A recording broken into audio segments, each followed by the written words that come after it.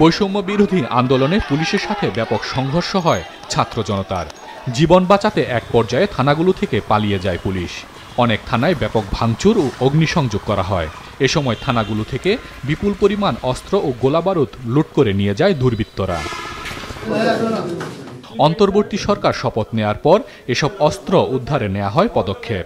অনেকে বিভিন্ন মাধ্যমে লুট হওয়া অস্ত্র জমা দেয়। নরসিংদী, মুন্সিগঞ্জ ও নোয়াখালী সহ বিভিন্ন এলাকায় লুট হওয়া অস্ত্র সেনাবাহিনীর মাধ্যমে পুলিশের কাছে হস্তান্তর করা হয়েছে। বিপুল পরিমাণ অস্ত্র এবং গোলাবারুদ আমরা উদ্ধার করি।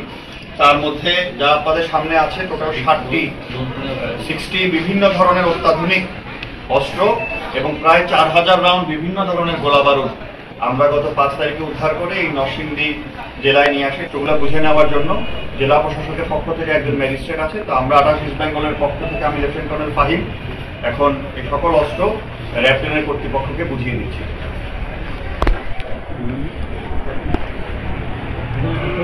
গত 5 আগস্ট আপনারা জানেন যে নোয়াখালী জেলার সুনামী এবং চাটখিল থানায় নারকীয় যে নৃশংস যে হামলাটা হয়, এই হামলায় আমাদের অনেক 2জন পুলিশ সদস্য শাহাদাত বরণ করেছেন এবং সাথে আমাদের অস্ত্র, গোলাবারুদ এবং অন্যান্য মালামাল লুট হয়।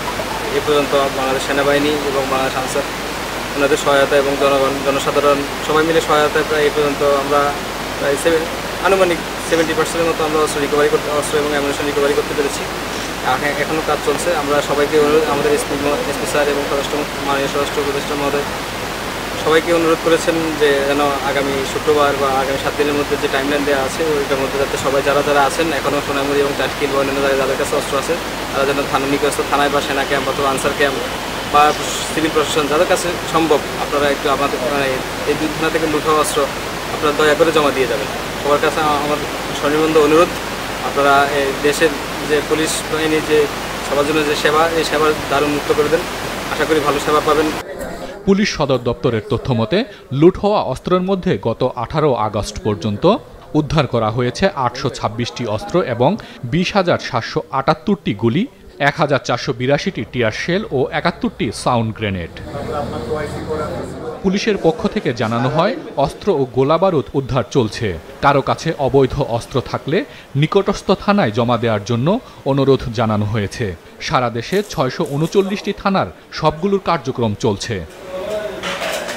হাসান মেহেদি, মাছরাঙা নিউজ ডেস্ক।